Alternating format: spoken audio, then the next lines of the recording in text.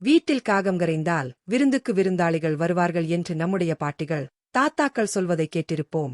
இது ஒரு பழமொழி போலத் தோன்றினாலும் இதற்கு பின்னால் உள்ள மனோதத்துவம், சமூக உணர்வு மற்றும் நம் பண்பாட்டு அர்த்தம்தான் இது நாள்களாக தொடர்ந்து பேசப்படுகிறது.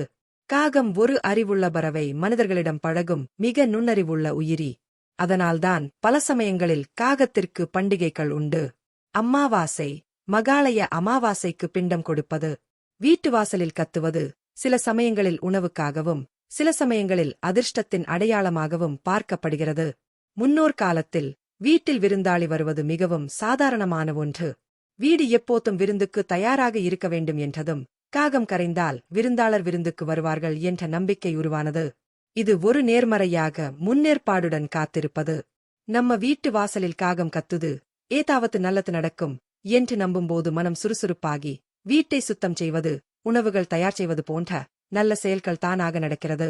இதனால் மனதில் ஒரு திறந்த எண்ணம், அதிர்ஷ்ட நம்பிக்கை ஏற்படுகிறது. இது வீட்டின் ஆத்ம நம்பிக்கையையும் வெற்றுமையையும் வளர்க்கும். காகத்தை ஆன்மா, பூர்வீகர்களின் தூதர் என்று பல புராணக் கதைகளில் கூறப்படுகிறது. அதனால் அது ஒரு செய்தி கொண்டு வருகிறது என்று நம்பப்படுகிறது. விருந்தாளி என்பது யார்? ஒரு புனிதமான மனிதர் அல்லது தெய்வீக தூதர் என்ற பாவனையுடன் வரவேற்பதுதான் நம் பாரம்பரியத்தின் சிறப்பு. காகம் கரைந்தால் விருந்தாளி வருவார் என்பது வெறும் நம்பிக்கை இல்லை. அது நம் விருந்தோம்பல் பண்பாட்டு கலாச்சாரம்.